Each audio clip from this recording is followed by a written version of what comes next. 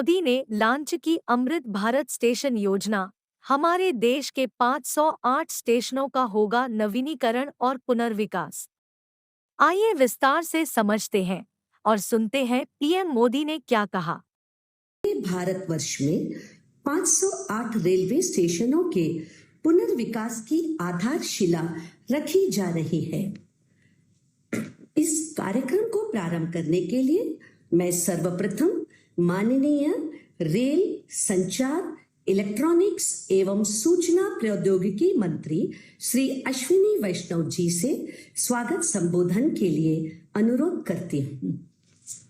परम आदरणीय प्रधानमंत्री श्री नरेंद्र मोदी जी, देश के विभिन्न राज्यों से जुड़े माननीय राज्यपाल एवं माननीय मुख्यमंत्री महोदय, केंद्रीय मंत्रिमंडल और विभिन्न राज्यों की मंत्री महोदय, माननीय सांसद, माननीय विधायक महोदय, उपस्थित पद्म पुरस्कार से सम्मानित महानुभाव, अध्यापकगण, छात्र, स्पोर्ट्स पर्सन्स और समाज के विभिन्न क्षेत्रों से जुड़े प्रबुद्ध नागरिक और मीडिया के सभी साथी, आप सबका इस ऐतिहासिक समारोह में हार्दिक स्वागत करता हूं।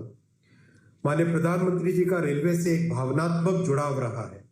उन्होंने रेलवे को यातायात के साधन से बढ़कर जन सामान्य के जीवन में बदलाव लाने का आधार माना है। रेलवे को आर्थिक विकास का माध्यम माना है। पिछले 9 वर्षों में भारतीय रेलवे में हुए अभूतपूर्व ट्रांसफॉर्मेशन प्रधानमंत्री जी की रेल विकास से राष्ट्र विकास की सोच का साक्षी है। इस वर्ष देश के हर राज्य को प्रधानमंत्री जी ने रिकॉर्ड रेल बजट का आवंटन किया है। पिछले 9 वर्षों में रेलवे को आवंटित राशि करीब 9 गुना बढ़कर इस साल 2,40,000 करोड़ रुपए की गई। प्रधानमंत्री जी का एक स्पष्ट फोकस रहा है सेफ्टी, उत्तम पैसेंजर एक्सपीरियंस और नई टेक्नोलॉजी का उपयोग। चाहे जम्मू कश्मीर में आज विश्व का सबसे ऊंचा रेलवे आर्च ब्रिज बन रहा हो, कोलकाता में हुगली नदी के नीचे मेट्रो बनने का काम हो, या फिर तेजी से बन रहे मुंबई से अहमदाबाद बुलेट ट्रेन प्रोजेक्ट का काम हो, प्रधानमंत्री जी के नेतृत्व में इन सब प्रोजेक्ट्स की देश भर में चर्चा है। इसी कड़ी में अमृत भारत स्टेशंस की परिकल्पना भी 140 करोड़ देशवासियों की आकांक्षाओं और अपेक्षाओं को पूरा करने के संकल्प से बंधी है। माननीय प्रधानमंत्री जी का स्पष्ट मार्गदर्शन था कि स्टेशन का डिजाइन ऐसा बने जो अगले 50 वर्षों की जरूरतों के लिए उपयुक्त हो। ऐसे वर्ल्ड क्लास डिजाइन्स पे काम करके आज 508 स्टेशंस का फाउंडेशन स्टोन माननीय प्रधानमंत्री जी ले करेंगे। इसीलिए आज हर स्टेशन का पुनर्विकास इस तरह से हो रहा है कि शहर के दोनों भागों को जोड़े, स्टेशन सिटी सेंटर के रूप में उभरे, मल्टी मॉडल ट्रांसपोर्ट सुविधाएं हो, city bus, metro, car, bike, पैदल यात्री सभी आसानी से आ जा सके, नई अर्बन स्पेसेस बने जो नागरिकों को नई सुविधाएं दे सके।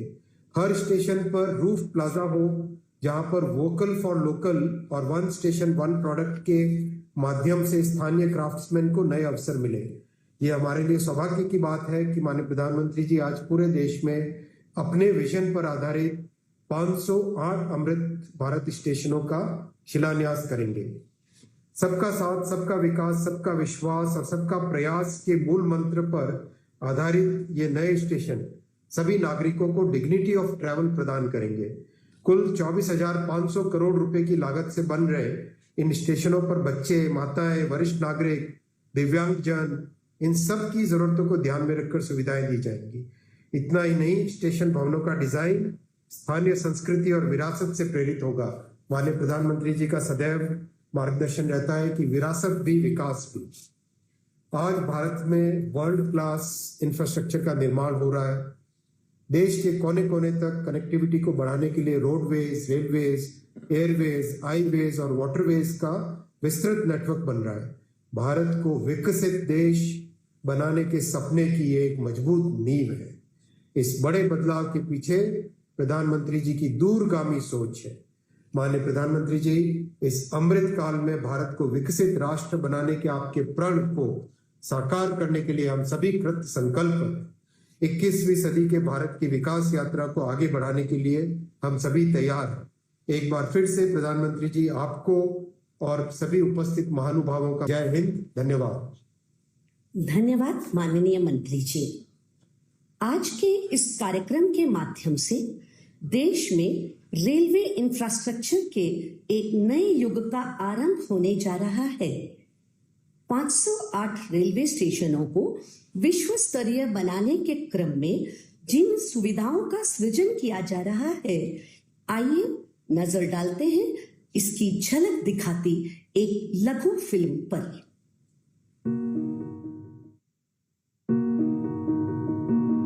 मैं भारत का रेलवे स्टेशन, गरीब, मिडिल क्लास, साधारण लोग मेरे मेहमान होते हैं। मैं सबके लिए सोचता हूं, लेकिन अंग्रेजों के जमाने से मेरे लिए सोच गरीब ही होती थी। अब गरीब लोग धक्के नहीं खाएंगे तो और कौन खाएगा?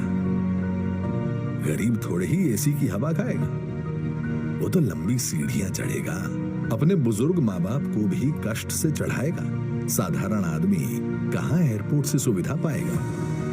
भले मैं देश की अर्थव्यवस्था का बहुत बड़ा इंजन हूं, लेकिन मॉडर्न बड़ा इंफ्रास्ट्रक्चर तो बड़े लोगों के लिए बनेगा। देश का साधारण आदमी तो स्टेशनों पर पार्किंग से लेकर हर चीज के लिए धक्के ही खाएगा। चलो मान लो रेलवे स्टेशनों का उत्थान भी होगा, तो वो भी केवल मुंबई दिल्ली में होगा। कहां छोटे शहरों के स्टेशनों का नंबर लगेगा? भारत के रेलवे स्टेशनों की ये कड़वी हकीकत होती थी, पर इस स्थिति को बदलने का बीड़ा उठाया हमारे प्रधानमंत्री नरेंद्र मोदी जी ने। स्वयं बचपन में रेलवे स्टेशन पर चाय बेचकर पिता का हाथ बटाने वाले बालक ने देश के हर आम नागरिक के लिए एक बड़ा सपना देखा, भारत के रेलवे स्टेशनों की काया पलट का। देश के 3 रेलवे स्टेशनों को बदलकर ये यात्रियों के सामने नए भारत की संकल्प शक्ति दिखा चुके हैं। गांधीनगर का कैपिटल स्टेशन, भोपाल का रानी कमलापति स्टेशन और बेंगलुरु का सर एम विश्वेश्वरैया स्टेशन। इसी राह पर पूरे देश के 508 रेलवे स्टेशनों का पुनर्विकास होने जा रहा है। देखिए इस नक्शे को। देश भर में आकांक्षाओं तक पहुंचेगी ये क्रांति, जो कि प्रेरणा होगी अमृत काल में हर क्षेत्र के बाकी स्टेशनों के लिए।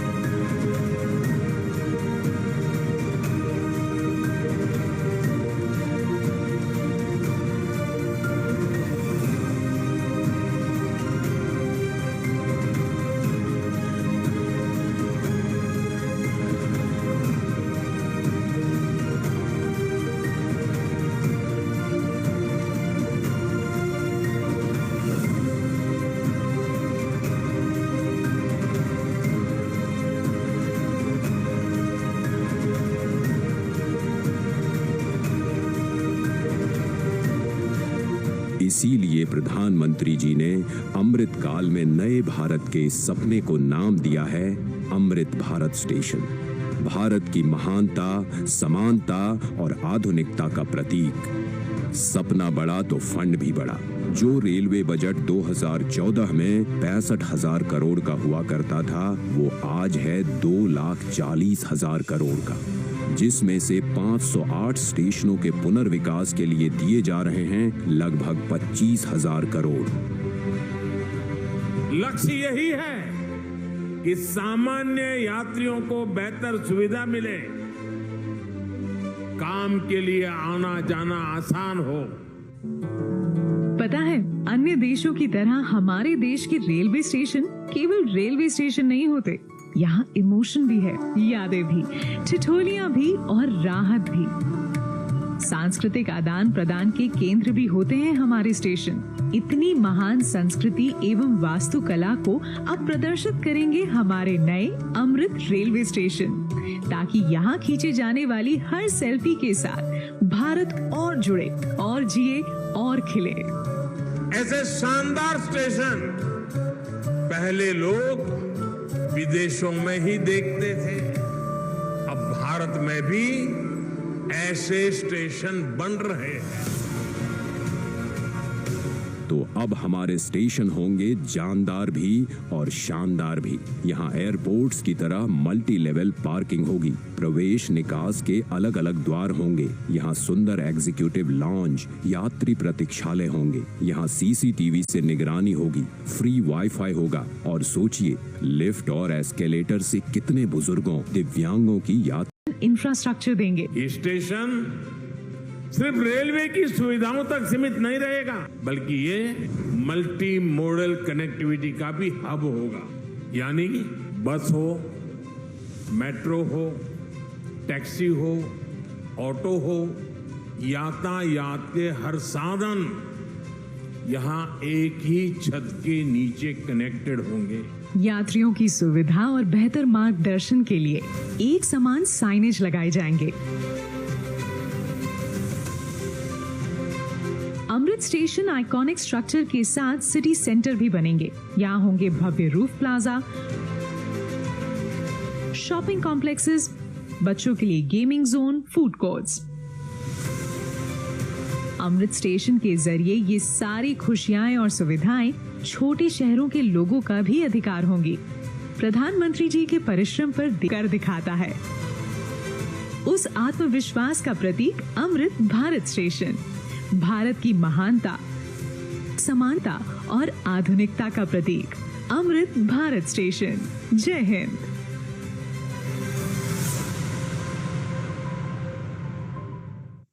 प्रधानमंत्री जी से आग्रह करती हूँ कि वे रिमोट का बटन दबाकर 508 अमृत भारत स्टेशनों के पुनर्विकास का शिलान्यास करें।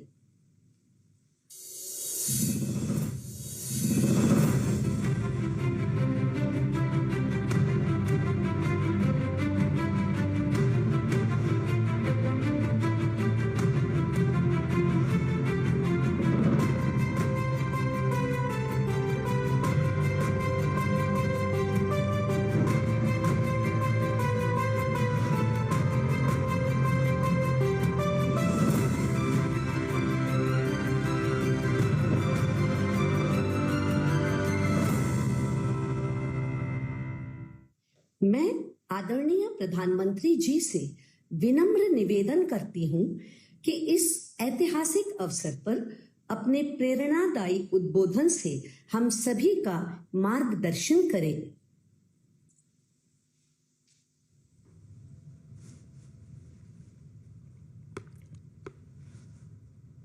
नमस्कार। देश के रेल मंत्री श्री अश्विनी वैष्णव जी कार्यक्रम में देश के कोने कोने से जुड़े केंद्रीय मंत्रिमंडल के अन्य सदस्य, विभिन्न राज्यों के गवर्नर, मुख्यमंत्रीगण, राज्य मंत्रिमंडल के विधायकगण, अन्य सभी महानुभाव और मेरे प्यारे भाइयों और बहनों, विकसित होने के लक्ष्य की तरफ कदम बढ़ा रहा भारत अपने अमृत काल के प्रारंभ में है। नई ऊर्जा है, नई प्रेरणा है, नए संकल्प है। इसी आलोक में आज भारतीय रेल के इतिहास में भी एक नए अध्याय की शुरुआत हो रही है। भारत के करीब 1300 प्रमुख रेलवे स्टेशन अब अमृत भारत रेलवे स्टेशन के तौर पर विकसित किए जाएंगे। उनका पुनर्विकास होगा, आधुनिकता के साथ होगा।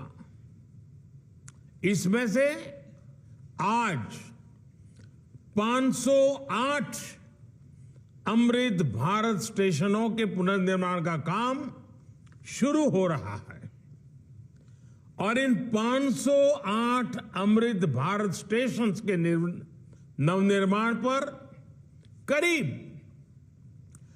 25,000 करोड़ रुपए खर्च किए जाएंगे। आप कल्पना कर सकते हैं, ये देश के इंफ्रास्ट्रक्चर के लिए, रेलवे के लिए और सबसे बड़ी बात है मेरे देश के सामान्य नागरिकों के लिए ये कितना बड़ा अभियान होने वाला है। इसका लाभ देश के लगभग सभी राज्यों को मिलेगा। जैसे यूपी में इसके लिए करीब 4,500 करोड़ रुपए के खर्च से 55 अमृत स्टेशन को विकसित किया जाएगा। राजस्थान के भी 55 railway station Amrit Bharat station बनेंगे। एमपी में 1,000 करोड़ रुपए के खर्च से 34 स्टेशन का कायाकल्प होने वाला है। महाराष्ट्र में 44 स्टेशन के विकास के लिए 1,500 करोड़ रुपए से ज्यादा खर्च होंगे। तमिलनाडु, कर्नाटका और केरला के भी प्रमुख स्टेशंस को अमृत भारत स्टेशन के रूप में विकसित किया जाएगा। मैं अमृत काल के प्रारंभ में इस ऐतिहासिक अभियान के लिए रेल मंत्रालय की सराहना करता हूं और सभी देशवासियों को बधाई देता हूं। साथियों, आज पूरी दुनिया की दृष्टि भारत पर है। वैश्विक स्तर पर भारत की साख बढ़ी है। भारत को लेकर दुनिया का रवैया बदला है और इसकी दो प्रमुख बातें हैं, दो मुख्य वजह हैं। पहली, आप देशवासी, भारत के लोगों ने करीब 3 दशक बाद, 30 साल बाद देश में पूर्ण बहुमत की सरकार बनाई। वो पहली वजह। और दूसरी वजह है पूर्ण बहुमत की सरकार उसी स्पष्टता के साथ जनता जनार्दन की उनकी भावना का आदर करते हुए बड़े बड़े निर्णय लिए, चुनौतियों के स्थायी समाधान के लिए अविरत काम किया। आज भारतीय रेलवे भी इसका प्रतीक बन चुकी है। बीते वर्षों में रेलवे में ही जितना काम हुआ है, उसके आंकड़े, उसकी जानकारी हर किसी को प्रसन्न भी करती है, हैरान भी कर देती है। जैसे दुनिया में south Africa, Ukraine, Poland, UK और स्वीडन जैसे देशों में जितना रेल नेटवर्क है, उससे ज्यादा रेल ट्रैक हमारे देश में इन 9 वर्षों में बिछाए गए हैं। आप कल्पना करिए स्केल। साउथ कोरिया, न्यूजीलैंड और ऑस्ट्रेलिया जैसे देशों का जितना रेल नेटवर्क है, उससे ज्यादा ट्रैक भारत ने अकेले पिछले साल बनाए हैं। 1 साल में भारत में आज आधुनिक ट्रेनों की संख्या भी तेजी से बढ़ रही है। आज देश का लक्ष्य है कि रेलवे की यात्रा हर यात्री के लिए, हर नागरिक के लिए सुलभ भी हो और सुखद भी हो। अब ट्रेन से लेकर स्टेशन तक आपको एक बेहतर, एक उम्दा से उम्दा एक्सपीरियंस देने का प्रयास है। प्लेटफॉर्म्स पर बैठने के लिए बेहतर सीटें लग रही हैं, अच्छे वेटिंग रूम बनाए जा रहे हैं। आज देश के हजारों रेलवे स्टेशनों पर मुफ्त वाईफाई की सुविधा है। हमने देखा है इस मुफ्त इंटरनेट का कितने ही युवाओं ने लाभ उठाया है। पढ़ाई करके वो अब बहुत कुछ अपने जीवन में सिद्धियां प्राप्त कर चुके हैं। साथियों, ये इतनी बड़ी सिद्धियां हैं, जिस प्रकार से रेलवे में काम हुआ है, किसी भी पीएम का मन कर जाएगा कि इनका जिक्र 15 अगस्त को लाल किले से करें। और जब 15 अगस्त सामने है तो मन बहुत ही लालायित होता है कि उसी दिन इसकी चर्चा करूं। लेकिन आज ये इतना विराट आयोजन हो रहा है, देश के कोने कोने से लोग जुड़े हैं, इसलिए मैं अभी ही इस बात पर इतने विस्तार से चर्चा कर रहा हूं। साथियों, रेलवे को हमारे देश की लाइफलाइन कहा जाता है, लेकिन इसके साथ ही हमारे शहरों की पहचान भी शहर के रेलवे स्टेशन से जुड़ी होती है। समय के साथ ये रेलवे स्टेशन अब हार्ट ऑफ द सिटी बन गए हैं। शहर की सारी प्रमुख गतिविधियां रेलवे स्टेशनों के आसपास ही होती हैं। इसलिए आज बहुत आवश्यक है कि हमारे रेलवे स्टेशनों को नए आधुनिक स्वरूप में ढाला जाए। रेलवे की जगह का ऑप्टिमम यूटिलाइजेशन किया जाए। साथियों, जब देश में इतने सारे नए आधुनिक स्टेशन बनेंगे तो उससे विकास को लेकर एक नया माहौल भी बनेगा। देसी विदेशी कोई भी पर्यटक जब ट्रेन पहुंचेगा तो राज्य की, आपके शहर की पहली तस्वीर उसे जरूर प्रभावित करेगी, वो यादगार बन जाती है। आधुनिक सेवाओं के कारण पर्यटन को बढ़ावा मिलेगा। स्टेशन के आसपास अच्छी व्यवस्थाएं होने से आर्थिक गतिविधियों को भी बढ़ावा मिलेगा। सरकार ने स्टेशनों को शहर और राज्यों की पहचान से जोड़ने के लिए वन स्टेशन वन प्रोडक्ट योजना भी शुरू की है। इससे पूरे इलाके के लोगों को, कामगारों और कारीगरों को फायदा होगा, साथ ही जिले की ब्रांडिंग भी होगी। साथियों, आजादी के अमृत काल में देश ने अपनी विरासत पर गर्व का भी संकल्प लिया है। ये अमृत रेलवे स्टेशन उसके भी प्रतीक बनेंगे, हमें गर्व से भर देंगे। इन स्टेशंस में देश की संस्कृति और स्थानीय विरासत की झलक दिखेगी।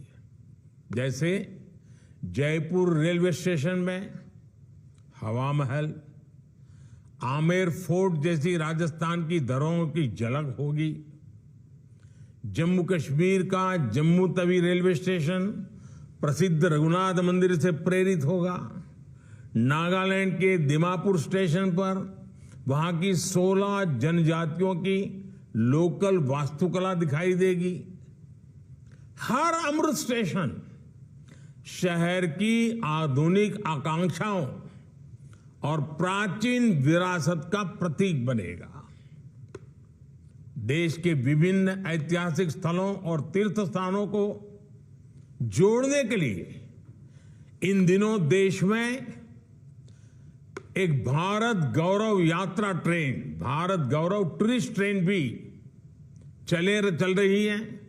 शायद आपके ध्यान में आया होगा, उसको भी मजबूती दी जा रही है।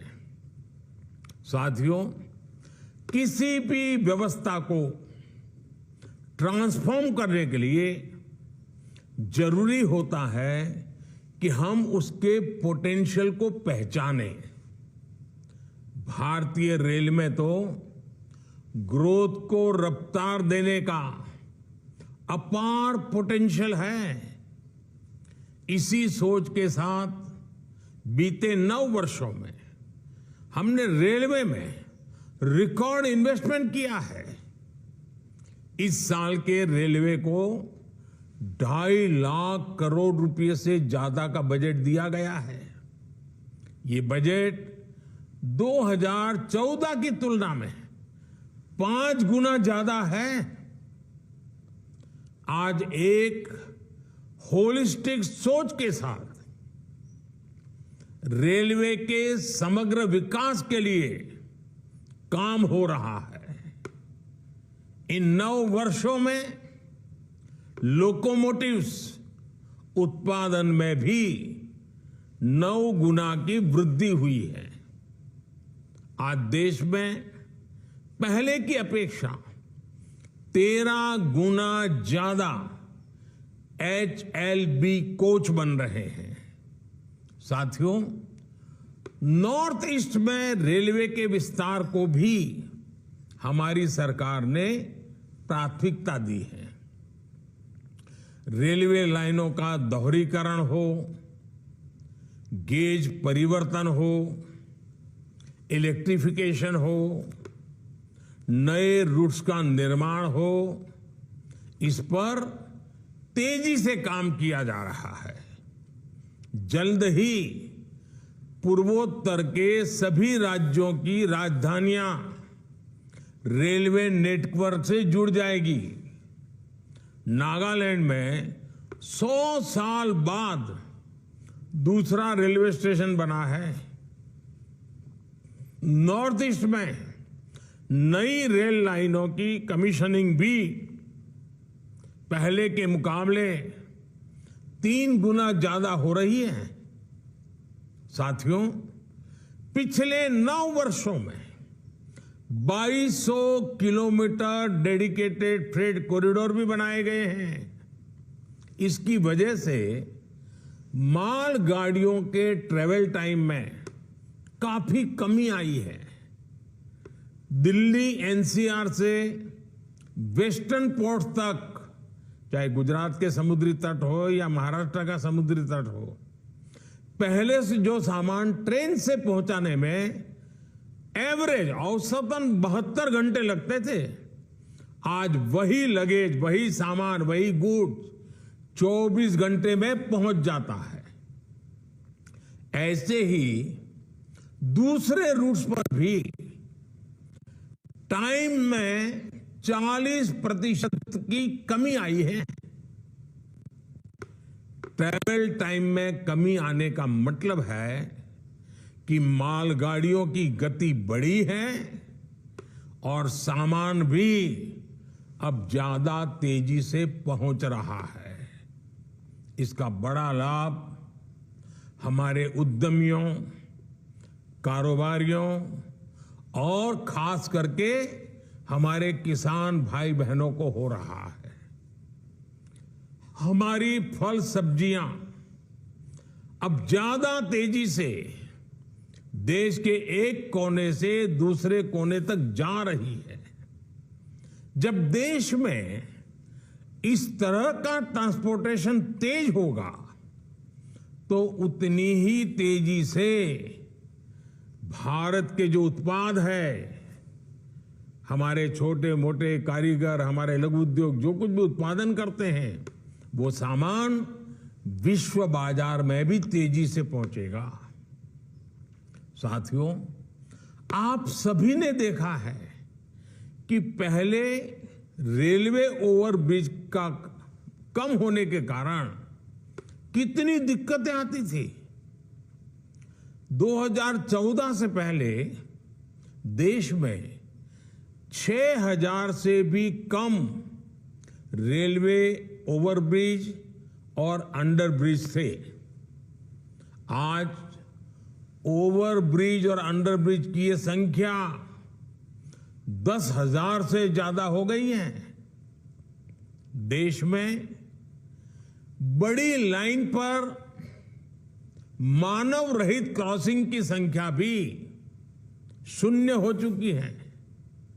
रेलवे और रेलवे प्लेटफॉर्म पर यात्री सुविधाओं के निर्माण में आज बुजुर्गों की, दिव्यांगजनों की जरूरतों का विशेष ध्यान रखा जा रहा है। साथियों, हमारा जोर भारतीय रेलवे को आधुनिक बनाने के साथ ही पर्यावरण फ्रेंडली बनाने पर भी है। बहुत जल्द भारत के 100% रेल ट्रैक्स इलेक्ट्रिफाइड होने जा रहे हैं या 100 से ज्यादा हो गई हैं। लक्ष्य यही है कि आने वाले समय में सभी स्टेशन ग्रीन एनर्जी बनाएं। हमारी ट्रेनों के करीब करीब 70,000 डिब्बे, 70,000 कोचेज में एलईडी लाइट्स लगाई जा चुकी हैं। ट्रेनों में बायो टॉयलेट्स की संख्या भी 2014 के मुकाबले अब 28 गुना ज्यादा हो गई है। ये जितने अमृत स्टेशन बनेंगे, ये भी ग्रीन बिल्डिंग्स के मानकों को पूरा करेंगे। 2030 तक भारत एक ऐसा देश होगा जिसकी रेलवे नेट जीरो एमिशन पर चलेगी। साथियों, रेल ने दशकों से हमें अपनों से मिलने का बहुत बड़ा अभियान चलाया है, काम किया है। एक प्रकार से देश को जोड़ने का भी काम किया है। अब ये हमारी जिम्मेदारी है कि हम रेल को एक बेहतर पहचान और आधुनिक भविष्य से जोड़ें और उस कर्तव्य को हमें निभाना। अमृतकाल कर्तव्य काल भी है, लेकिन साथियों, कुछ बातें जब हम देखते हैं तो मन को पीड़ा भी होती है।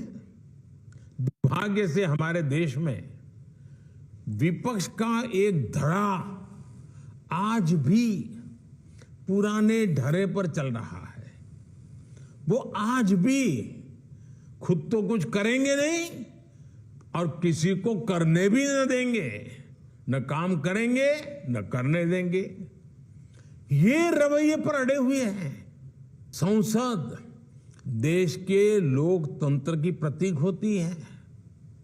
उसमें पक्ष विपक्ष सबका प्रतिनिधित्व होता है, लेकिन विपक्ष के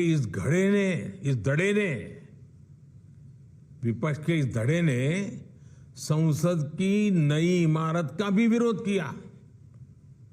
हमने कर्तव्य पथ का विकास किया, तो उसका भी विरोध किया गया। इन लोगों ने 70 साल तक देश के वीर शहीदों के लिए वॉर मेमोरियल तक नहीं बनाया। जब हमने नेशनल वॉर मेमोरियल बनाया, उसका निर्माण किया, तो इसकी भी सरेआम आलोचना करते उनको शर्म नहीं आई। सरदार वल्लभ भाई पटेल का स्टैच्यू ऑफ यूनिटी आज दुनिया की सबसे बड़ी मूर्ति है। हर हिंदुस्तानी को गर्व होता है। और कुछ राजनीतिक दल चुनाव के समय तो सरदार साहब को याद कर लेते हैं, लेकिन आज तक इनका एक भी बड़ा नेता स्टैच्यू ऑफ यूनिटी में जाकर के सरदार साहब की इस भव्य प्रतिमा के न दर्शन किए न उन्हें नमन किया है। लेकिन साथियों, हमने देश के विकास को इस सकारात्मक राजनीति से आगे बढ़ाने का फैसला किया है और इसलिए नकारात्मक राजनीति से ऊपर उठकर सकारात्मक राजनीति के मार्ग पर एक मिशन के रूप में हम चल रहे हैं। किस राज्य में किसकी सरकार है, कहां किसका वोट बैंक है, इस सब से ऊपर उठकर हम पूरे देश में विकास को सर्वोच्च प्राथमिकता दे रहे हैं। सबका साथ, सबका विकास, ये धरती पर चरितार्थ करने के लिए जी जान से जुटे हैं। साथियों, पिछले वर्षों में रेलवे युवाओं को जॉब देने का भी बहुत बड़ा जरिया बनी है। करीब 1.5 लाख से ज्यादा युवाओं को अकेले रेलवे में पक्की नौकरी मिली है। इसी तरह इंफ्रास्ट्रक्चर पर लाखों करोड़ के निवेश से लाखों युवाओं को रोजगार मिल रहा है। इस समय केंद्र सरकार 10 लाख युवाओं को नौकरी देने का अभियान भी चला रही है। रोजगार मेलों में लगातार युवाओं को नियुक्ति पत्र मिल रहे हैं। ये बदलते भारत की वो तस्वीर है जिसमें विकास युवाओं को नए अवसर दे रहा है और युवा विकास को नए पंख लगा रहे हैं। साथियों, आज इस कार्यक्रम में बहुत सारे स्वतंत्रता सेनानी हमें आशीर्वाद देने के लिए उपस्थित हैं। कई पद्म सम्मान प्राप्त महानुभाव भी इस कार्यक्रम की शोभा बढ़ा रहे हैं। हर भारतीय के लिए अगस्त महीना बहुत विशेष महीना होता है। ये महीना क्रांति का महीना है, कृतज्ञता का महीना है, कर्तव्य भावना का माह है।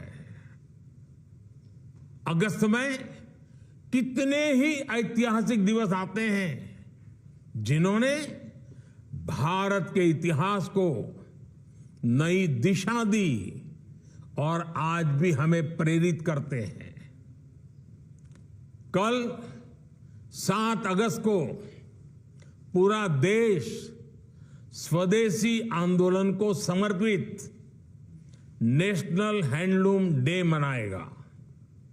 7 अगस्त की ये तारीख हर भारतीय के लिए वोकल फॉर लोकल होने के संकल्प को दोहराने का दिन है। कुछ ही दिनों बाद गणेश चतुर्थी का पवित्र पर्व भी आने वाला है। हमें अभी से इको फ्रेंडली गणेश चतुर्थी की तरफ जाना है। हम कोशिश करें कि गणपति बप्पा की प्रतिमाएं इको फ्रेंडली मटेरियल्स की बनी हो। ये वर्ष हमारे स्थानीय कारीगरों, हमारे हस्तशिल्पियों और हमारे छोटे उद्यमियों के बनाए उत्पादों को खरीदने की प्रेरणा देता है। साथियों, 7 तारीख के एक दिन बाद 9 अगस्त आ रही है। 9 अगस्त वो तारीख है जब ऐतिहासिक फिट इंडिया मूवमेंट की शुरुआत हुई थी। महात्मा गांधी ने मंत्र दिया था और फिट इंडिया मूवमेंट ने स्वतंत्रता की तरफ भारत के कदमों में नई ऊर्जा पैदा कर दी थी। इसी से प्रेरित होकर आज पूरा देश हर बुराई के लिए कह रहा है फिट इंडिया। चारों तरफ एक ही गुंज है, करप्शन फिट इंडिया, यानी भ्रष्टाचार इंडिया छोड़ो, डायनेस्टी फिट इंडिया, यानी परिवारवाद इंडिया छोड़ो, अपीजमेंट फिट इंडिया, यानी तुष्टीकरण इंडिया छोड़ो। साथियों, उसके बाद 15 अगस्त की पूर्व संध्या 14 अगस्त का विभाजन विभीषिका स्मरण दिवस, जब मां भारती के 2 टुकड़े हो गए थे। एक ऐसा दिन है जो हर भारतीय की आंखों को नम कर देता है। ये उन अनगिनत लोगों को याद करने का दिन है जिन्होंने भारत के बंटवारे की बड़ी कीमत चुकाई। ये उन परिवारों के प्रति एकजुटता को दिखाने का, जिन्होंने अपना सब कुछ खो दिया और फिर भी साहस के साथ मां भारती के लिए अपनी श्रद्धा को लेते हुए जीवन को पटरी पर लेने के लिए जूझते रहे। आज ये अपने परिवार, अपने देश के हित में, देश के विकास में महत्वपूर्ण योगदान दे रहे हैं। और साथियों, 14 अगस्त विभाजन विभीषिका दिवस, मां भारती के टुकड़ों का वो दिन हमें भविष्य में मां भारती को एक रखने की जिम्मेवारी भी देता है। अब इस देश को किसी भी तरह से कोई नुकसान न हो पाए, ये संकल्प करने का समय भी ये विभाजन विभीषिका दिवस 14 अगस्त है। साथियों, देश का हर बच्चा, बुजुर्ग, सब कोई 15 अगस्त का इंतजार करता है। और हमारा 15 अगस्त, हमारा स्वतंत्रता दिवस, हमारे तिरंगे और हमारे राष्ट्र की प्रगति के प्रति हमारी प्रतिबद्धता को दोहराने का समय है। पिछले साल की तरह ही इस बार भी हमें हर घर तिरंगा फहराना है। हर घर तिरंगा, हर दिल तिरंगा, हर मन तिरंगा, हर मकसद तिरंगा, हर सपना तिरंगा, हर संकल्प तिरंगा। मैं देख रहा हूं कि अनेक साथी आजकल सोशल मीडिया पर अपनी तिरंगे वाली डीपी अपडेट कर रहे हैं। हर घर तिरंगा के उद्घोष के साथ फ्लैग मार्च भी निकाल रहे हैं। मैं आज सभी देशवासियों से, विशेष रूप से युवाओं को, हर घर तिरंगे इस आंदोलन से जुड़ने का और इसका प्रचार प्रसार करने का भी आग्रह करता हूं। साथियों, लंबे समय तक हमारे देश के लोग यही सोचते थे कि वो जो टैक्स चुका रहे हैं उसका कोई मतलब नहीं है। उन्हें लगता था कि उनकी मेहनत से कमाए हुए पैसों को भ्रष्टाचार में उड़ा दिया जाएगा। लेकिन हमारी सरकार ने इस धारणा को बदल दिया। आज लोगों को महसूस होता है कि उनके पैसे का पाई पाई का उपयोग राष्ट्र के निर्माण में हो रहा है। सुविधाएं बढ़ रही हैं, ईज ऑफ लिविंग बढ़ रही है।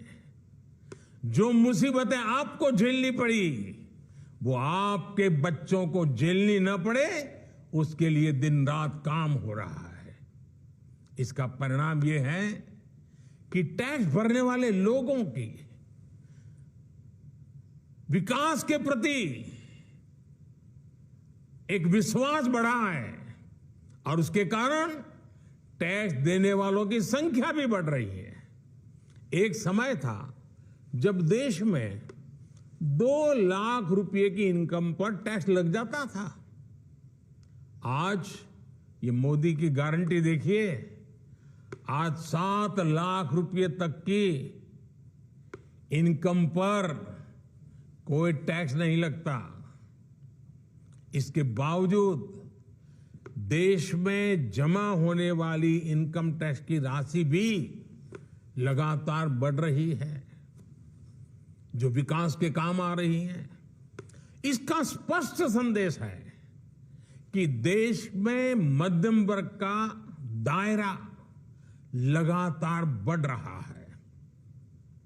अभी 5 दिन पहले ही इनकम टैक्स रिटर्न भरने की आखिरी तारीख गुजरी है। इस साल हमने देखा है कि इनकम टैक्स रिटर्न भरने वालों की संख्या 16% बढ़ी है। ये दिखाता है कि लोगों का देश की सरकार पर, देश में हो रहे नवनिर्माण पर और विकास की कितनी जरूरत है, इस बात पर भरोसा कितना बढ़ रहा है।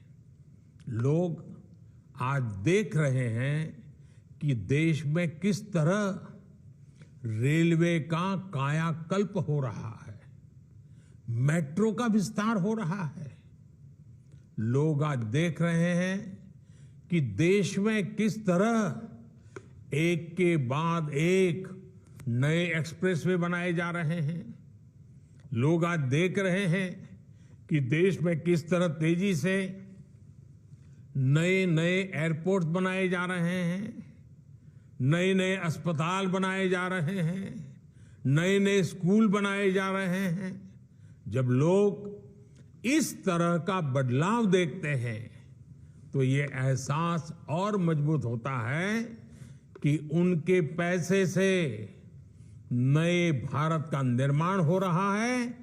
आपके बच्चों के उज्जवल भविष्य की गारंटी इन सब कामों में गारंटी है।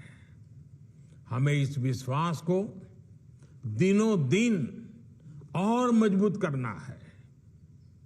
और भाई बहनों, ये जो 508 रेलवे स्टेशनों का आधुनिकीकरण हुआ है ना, ये भी उसी दिशा में उठाया गया कदम है। मैं आपको विश्वास दिलाता हूं, अमृत भारत स्टेशंस भारतीय रेल के इस कायाकल्प को एक नई ऊंचाई देंगे। आओ इस क्रांति के महीने में हम सभी हिंदुस्तानी नए संकल्पों के साथ 2047 में, जब देश आजादी के 100 साल मनाएगा, भारत को विकसित बनाने के लिए एक नागरिक के नाते मेरी जो भी जिम्मेवारी है उसको अवश्य पूर्ण करूंगा। इस संकल्प के साथ आप सबका बहुत बहुत धन्यवाद, बहुत बहुत शुभकामनाएं।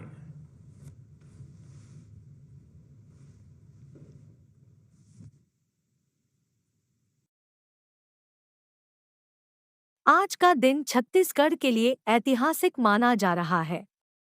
लगभग 1500 करोड़ की लागत से छत्तीसगढ़ के 7 रेलवे स्टेशन होंगे आधुनिक। भाजपा प्रदेश अध्यक्ष श्री अरुण साव ने दी छत्तीसगढ़ वासियों को बधाई। प्रधानमंत्री नरेंद्र मोदी व रेल मंत्री अश्विनी वैष्णव का जताया आभार।